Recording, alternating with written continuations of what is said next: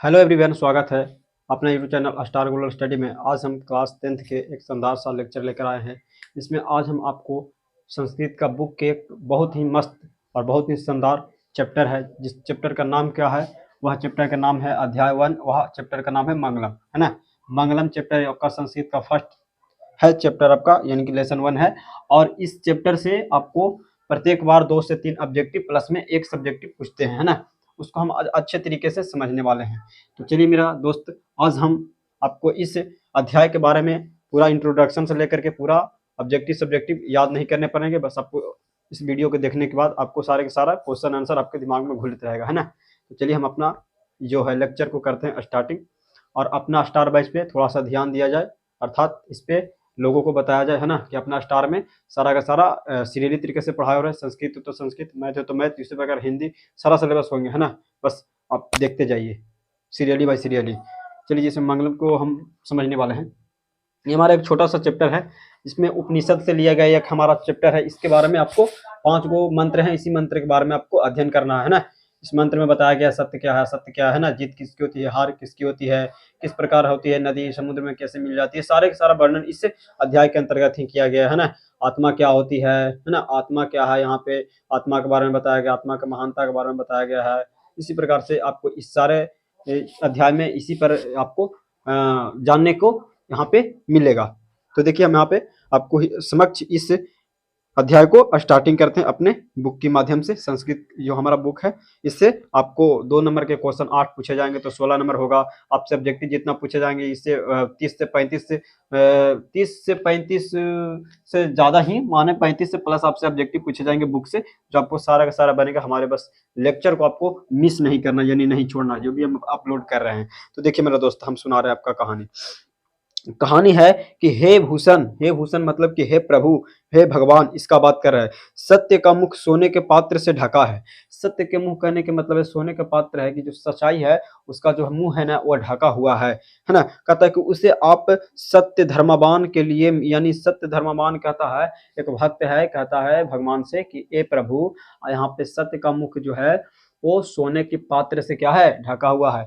अच्छा, सत्य धर्मवान अर्थात मेरे लिए इसे पात्र को हटा दे, ताकि हम सच्चाई से परिचित हो सके। एक भक्त कहता है अपने भगवान से, क्या कहता है आगे पढ़ेंगे, है ना। कहते हैं कि यहाँ पे आपको हम अच्छे तरीके से बताने वाले हैं। क्या भक्त क्या बोल रहे हैं कि हे भक्त, यहाँ पे हे प्रभु, अपना जो सत्य का मुंह हमारा जो यहाँ पे सोने के पात्र से ढका हुआ है, उन्हें आप हटा दे, ताकि हम अपने लिए सत्य धर्मवान, यानी कि मेरे लिए, यानी सच्चाई से परिचित हो सके, सच्चाई क्या इसके बारे में जान सके। कहने का अर्थ यहाँ पे यही था, है ना।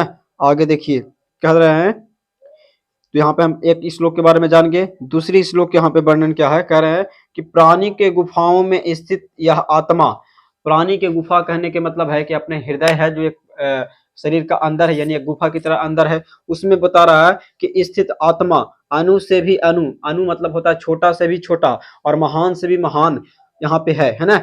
कह रहा है कि जो मनुष्य के कहाँ पे, ध्यान से सुनिएगा, कह रहा है कि मनुष्य के गुफा, यानी कि यहाँ पे गुफा कहने का अर्थ यह है जो हमारा यहाँ पे क्या है, आत्मा जो है, आत्मा एक कहाँ अवस्थित है, तो अपने शरीर का अंदर, यानी कि एक गुफा के तौर पर बोला गया है ना इसमें। और ये आत्मा क्या है, तो आपसे पूछेगा आत्मा क्या है, तो है एक तो है सबसे पहले महान, तो महान है ही, प्लस में छोटा से भी छोटा है, यानी अणु से भी अणु है ना। यानी कि अणु से भी अणु, यानी छोटा से भी छोटा, और महान से महान हमारा क्या है, आत्मा है, जो एक शरीर के गुफा में अवस्थित है।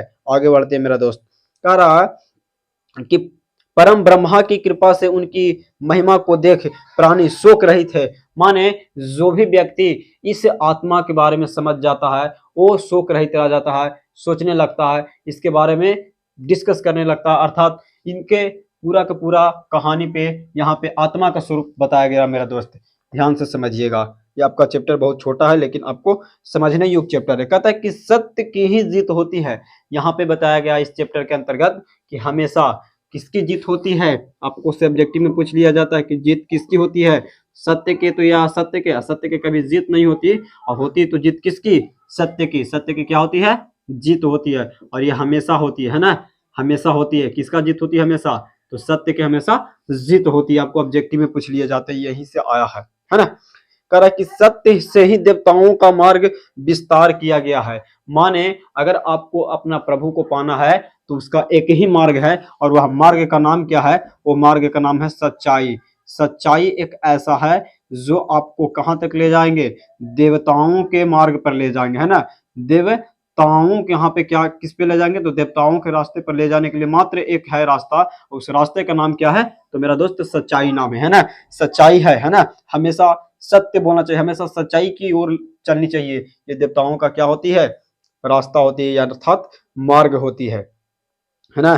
कह रहा है यहाँ पे देखिए कि जिससे ऋषि पूर्ण काम हुए, मतलब जो ऋषि मुनि होते हैं वो अपने धर्म और अपने सत्य और अपने सच्चाई पर अड़े हुए रहते हैं। वो कभी भी अपने धर्म से, अपने सत्य से विचलित नहीं होते हैं। जहां सत्य का खजाना है प्राप्त कहते हैं। कहता है कि जहां पे भी आपको सच्चाई का खजाना लौके ना, वहीं पे से आपका देवताओं का मार्ग विस्तार होता है। ऋषि मुनि अपने सत्य के बल पे अपने प्रभु को पाते हैं, है ना। ये सच्चाई एक ऐसा मार्ग है जो आपको बहुत ही आगे तक ले जाने में क्या करते हैं? योगदान देते हैं, मदद देते हैं, है ना। आगे कह रहा है कि जैसे नदियां बहती हुई अपनी, देखिए जो नदी होती है वो अंततः सभी जगहों से बहकर, सभी जगहों को, समस्याओं को दूर कर कर अपने खुद जो होती है, अपने उससे भी बड़ा, यानी नदी से भी बड़ा क्या है? तो समुद्र। समुद्र में जाकर के विलीन हो जाती है, चाहे उसमें कितना भी सच्चाई क्यों ना हो, चाहे वो कितना भी बुराई क्यों नहीं हो। मतलब सच्चाई बुराई, जीव सच्चाई होगा वो सच्चाई छोड़ करके, और जो बुराई होगा बुराई छोड़ करके, माना जितना भी हो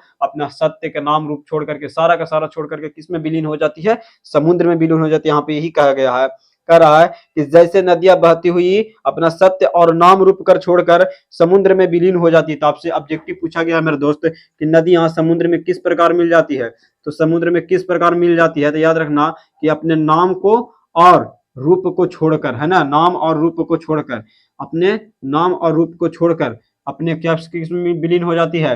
अंततः समुद्र में विलीन हो जाती है और उसमें मिल जाती है। ऐसा होता है ना।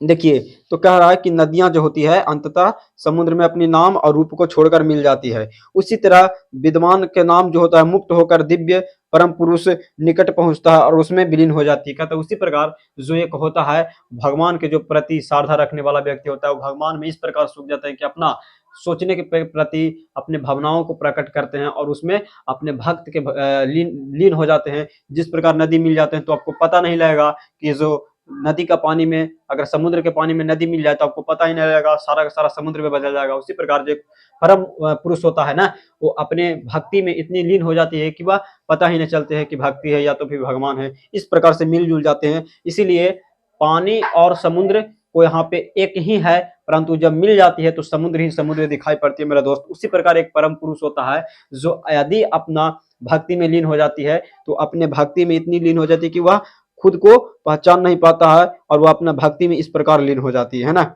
आगे देखिए कहने के क्या अर्थ है। मैं तमोगुण से रहित सूर्यवर्ण सत्य के रूप से इस पुरुष को जानता हूं।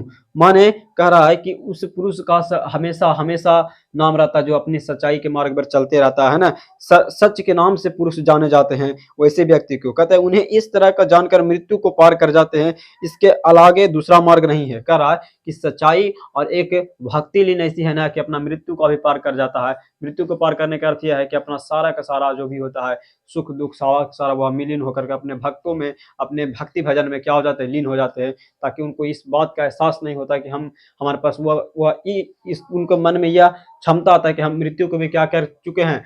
पार कर चुके हैं, है ना। इसी प्रकार ये जो कहानी था वह छोटे कहानी थे, बस इससे आपको 2-4 ऑब्जेक्टिव पूछे जाते हैं जो हाईलाइटेड होते हैं, आपको हम यहाँ पे बता देते हैं। जैसे पूछ दिया जाएगा कि मंगलम में कितने मंत्र हैं, तो यहाँ पे मंत्रों की संख्या मेरा दोस्त, मंगलम पाठ में कितने मंत्र हैं? तो 5 है ना। ये चैप्टर किससे लिया गया है?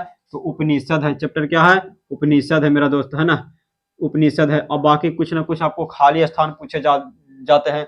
पूछेगा कि सत्य का मुख किससे ढका हुआ है? तो सत्य का यहाँ पे मुख जो है वो हिरण्मयन पात्रेन से ढका हुआ है, मतलब सोने के पात्र से ढका है ना। हिरण्मयन, अगर इंग्लिश में बात करें तो सॉरी संस्कृत में इसको बात करें तो हिरण्मयन पात्रेन से, अन्यथा हिंदी में बात करें तो सोने के पात्र से, है ना। सोने के पात्र से यहाँ पे क्या है? सच्चाई का मुख जो है वो ढका हुआ है। और जो पुरुष होते हैं ना वो भगवान से प्रार्थना करते हैं कि ये अपना पात्र को हटा दे ताकि हम सच्चाई से क्या हो सके? परिचित हो सके, है ना। और देख लीजिए, आपको हम इसी प्रकार कहता पूछा जाएगा कि छोटा से भी छोटा और महान से महान क्या है, हमारा आत्मा है, जो कि अणु से भी अणु है और विशाल से विशाल मतलब महान से महान बड़ा से बड़ा है क्या। आपसे पूछा जाएगा कि नदियां समुद्र में कैसे मिल जाती है, तो मेरा दोस्त नाम और रूप को छोड़कर नदियां जो होती है ना वह समुद्र में मिल जाती है। आपसे पूछा जाएगा कि सत्य के मुख किससे ढका हुआ है, हिरण्मयन पात्रेन से, जो आपको हम बता दिए पहले ही, है ना। इसके बाद आपसे पूछा जाएगा कि मंगलम में कुल कितने मंत्र है, तो 5, है ना। आपको हम ऑब्जेक्टिव भी बोल दे रहे हैं, महान से भी महान क्या है, तो मेरा दोस्त आपको हम बता दिए आत्मा, है ना। यहाँ पे देखिएगा, उसके बाद आपसे पूछा जाएगा खाली स्थान है जो आपको याद करने के बाद ही बनेगा, नाम और रूप को छोड़कर किस में मिल जाती है, तो नाम रूप को छोड़कर मेरा दोस्त देखिए बता दिए आपको समुद्र में मिल जाती है। नदियां नाम रूप को छोड़कर समुद्र में विलीन हो जाती है, मिल जाती है ना। इसी प्रकार से आपसे पूछा है कि मंगलम कहाँ से लिया गया है मेरा दोस्त, तो मंगलम आपको उपनिषद से लिया गया, आपको हम पहले ही बता दिए हैं, मंगलम आपका उपनिषद से लिया गया है। स्वर्ण पात्र किसका मुख ढका हुआ, कह रहा है कि सोने के पात्र से किसका मुख ढका हुआ, तो सोने के पात्र से मुख किसका ढका हुआ, सत्य का ढका हुआ। यानी कि देख रहे हैं ना, छोटी सी कहानी में आपको सारा का सारा ऑब्जेक्टिव दिखाई दे रहा है ना। इसी प्रकार 2 नंबर वाला भी क्वेश्चन आएगा। सॉरी मेरे दोस्त, देखिए आपसे पूछा जाएगा 2 नंबर में कैसे कि आत्मा के स्वरूप को वर्णन करें। मेरा दोस्त आत्मा के स्वरूप का वर्णन करने के लिए बोला है, क्या बोला क्वेश्चन में, आत्मा के स्वरूप को वर्णन करे। स्वरूप को क्या करना है, यहाँ पे वर्णन करना है मेरा दोस्त, आत्मा के बारे में बताना है ना।